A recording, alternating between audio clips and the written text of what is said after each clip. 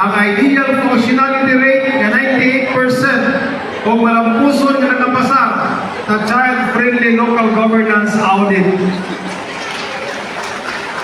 Para sa kababayan o kabataan, liguon ng proteksyon ng advokasya, ang Local Committee on Anti-Trafficking and Violence Against Women and Children or LCAT-BAUSI nakakampot sa 98% functionality rate. Nagpasabot sa seryosong pagpaningkamot sa gipos na maprotektahan sila batok sa nanarmatang sa pagpapaabuso. Para sa persons with disability, PWDs, ang atong Person with Disability Affairs Office kung PIDAW, nakakampot sa 100% functionality assessment o nagpadayon ang atong paghatag ng assistive devices aron mapalamo ang ilang mobilidad o kalidad sa kinabuhi. Para sa senior citizen, ang atong gisaulog na Filipino Elderly Week hinaagi sa konsulta program na naglakip sa libreng medical, dental o eye check-up aron mapaligon ang panglawas o kalipay sa katigulangan. Gawas ini, padayon ang paghatag sa pinansyal, medical o burial assistance alang sa mga kabus o katawhang anaa sa krisis na walay pagpili sa bulong sa politika, pinaagi sa AX. Usa ka puhing pagpamatuod nga ang katawhan maugayon ang sentro sa atong pagdalagan. Sa pagkakaroon, kumplito na ang tanang barangay nga dunay sakyanan, kaabang sa panahon sa emerhensya o kuman pa ikinaharan. Ipaligaw nato ang talinaw o seguridad pinagi sa paghatag og dugang mga kapital o pagbansay sa atong police force, anon o rescue team. Ang disaster drills o awareness campaigns nagpasabot nga andam ang gipos bisan unsang orasa sa komunidad nga dili lang ligon apan andam molihok uman sa kaisog o panaghiusa. Sa istoryahan ng digital services, ang automation sa business permit and licensing system, ang mga negosyante karon makaproseso sa ilang mga dokumento online gamit ang GCash o bangko. Kini nga innovation nagpasabot nga ang gipos nagpadayon nga digital, episyente o transparent. Sa istoryahan ng infrastructure and development initiatives, samtang nagpadayon kita sa tuig 2025, nag-andam kita alang sa dugang pa mga proyekto sa infrastruktura na maghatag og dugang kalampuan sa lungsod, partikular ang atong pagpaabot o pag-andam o counterpart sa bagong pagkilos program kakanhing tawag nato og kalahi. Ang Gipos Ski Resort, ang bagong water system o ang dugang ng mga government offices karon anang sa yugtong sa pagtukod. Kining tanan noon nato talanbaw. Mga proyekto nga maghatag og trabaho, pagdali og turismo, apan siguradong kita kita para ibayad sa maong utang. Kini nagpasabot nga ang Gipos dili lamang nag-uswag sa mga numero, apan nag-uswag sa kasing-kasing sa komunidad o sa pagkinabuhi sa matag Giposano. Ang Gipos karon sa kalungsod na nagpuyong sa kadasig, paglamang o panaghiusa, uban ka sa pagpadayon sa 2025 o sa pagsulod sa 2026. So kung maabot ka mga tuig, magpabilin ang akong panaan. Serbisyo may kasing-kasing, kalambuang may kambuton, o serbisyo tinunanay may kinabuhi. Daghang salamat o mayong gabi ka natin.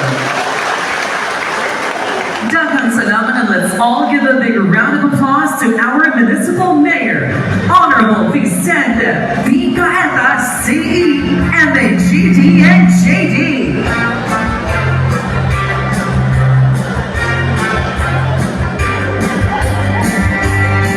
And now to the most anticipated part of this evening, the awarding of the 2025 Most Outstanding Giposanos.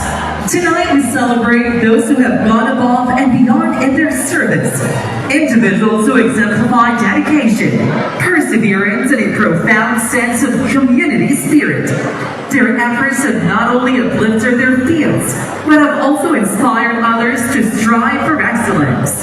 These honoring reminds us that greatness is achieved not through recognition, but through relentless devotion to the people they serve. Ladies and gentlemen, please focus your eyes to the widescreen and let's all watch this.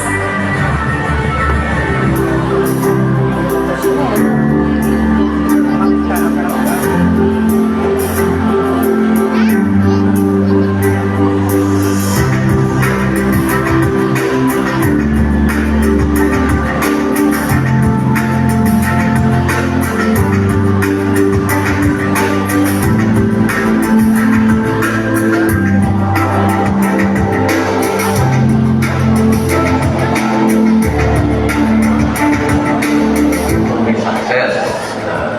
In a sense, kini akong pagka-abogado, i-succeed ko na gikan sa, bisan sa kalisod, gikan sa pamilya na pobre. Naka-luwas yun ta, nahimo pag yung abogado. Growing up in a rural area like the birthplace in Ganon, Ipo's, Bangkok, challenging din na apiki, lisod kayo ang kinabuhi sa pobre.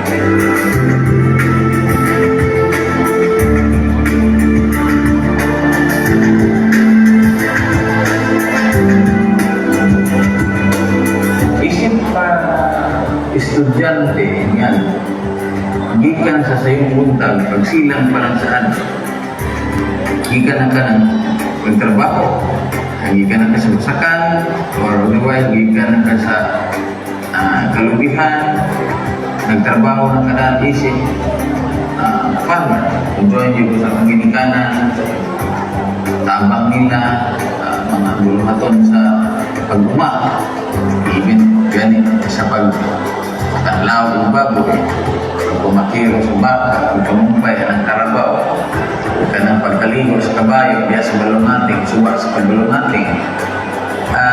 Tanang trabaho sa mga sito ko, di lang yung sito, master na gigayman. Ang challenge isip ko sa estudyante niya do, elementary, kaya mo bubuwis pila sa kanunan, mababang paalan ng kanunan, may humble beginning. Nihagi ko na nag-eskwela. Kailan, nagdadala ako ka ng galon para sundan sa tubig. Kaya ang tubig niya ito, di harap niyo makuha sa eskwelahan. Ang concept, di harap niyo makuha ang inom na tubig. So, ang among tubig, ipanglaba ka, ikan na tao sa suwa, sa balongating, dito niyo laba. Sa magkutkot niyo, bukat ng tabay, dito ipanglaba, gamit ng panglaba. Kasi yung risura, kaya nasada ni naman niyan to, di mo ispalto, di mo isumutado. Nakaw, isunod na. So, kung maglakaw ka, kailabi na ako, magpiniil ko man yun dihapon sa unang lakaw, kaya ako ko'y kapalit ng chinilas, kaya pobre lagi. Akong tiil, tulos kainit sa untong-toto. Mapagbain taon akong tiil, murag maluko, sa bato nga init kayo nilakawan, lakwan sa unto. Iuli sa balay, kaya dinay ko kumalungan na mama, kaya may kabalo. Sa kalisod, muna i-challenge na to sa ating mga kabatanunan. Na mo ay nakamotivate na ako na na-realize na isod din kayong kinabuhi. Mo ay nakapaaghat na ako. Isa sa mga factors na nagawin niya rin muha ko isbilang. Sa panahon ng third year high school na ako, kinikuyuan ako na si Antonio Cambunga. Mo may gusto na mag-abogado ko kay Tuno. Ako na ko'y logical thinking. Nakita niya nga, angayan kong mag-abogado. Pero kanaw na ko, hindi man siguro ko kaya. Pero kung sa iya, sige, mag-attorney na ko. Nadala na lang ko, mo ako nga, isa na sa mga tao na naggalgal na ko na magtunggan yung siya rin nakalam. Ako, interesado sa ko. Mo na nga, ipadayon ko dito sa Cebu. Ikuha ko political science. Hantod pag-graduate na ko, ikuha ko, imposible law. biggest obstacle nga kinagian kana siguro nga ang imong gusto sa usa ka kaso dili matuman kanang mapili ka ba sa kaso mapili ka nga di ka katuo nganong napili ka klaro man kay daog na ka nganong mapili mo na ang challenges aning pagpagabuga dili gitanan ka mo daog pero kung mapili ni na gyud kay religion sa akong 26 years in the practice of law nagi pamagi kung saan ni pagluwas ni gobyerno. Apiki lisod yun ang pag-uma na binakaroon nga likod pariya sa una ang pag-uma mayo man kayo ang abot niya mayo po ang presyo sa atong farm products karon lagi na ang message natin ipadana nato sa to ang mga katagilungsod kanima niya po mo sa atong naandan niya pagpanginabuhi pero naatay pakaklan para sa mga kabataan mga eskwela yung mayo, paano maabi mayo, may sa kulong ganina. Dinahan lang yung sakripisyo ba? Dinahan lang yung trabaho pagtarong para ng lampos. Amahan sa langon, labi na ni Mayor Lolo. Ang aming bumusaw, mahimo, naanit. Mayor Lolo niya, kada barangay, mag-sponsor ang lungsod, tagpulo ka scholars na top 10 students or sa high school mo gani top 10 graduates sa high school full scholar sa lungsod mahimo na siya para yung ganyo ang bata top 10 graduates sa lain na high school niya sa Tosong Sigito. I think si Mayor Lolo Bonvira. I hope na ang atong message sa mga batanunan mayong pagmunaw na mayong inspire ninyo isip isa ka yan lungsuranon sa atong lungsod sa Gipos. Hinaw.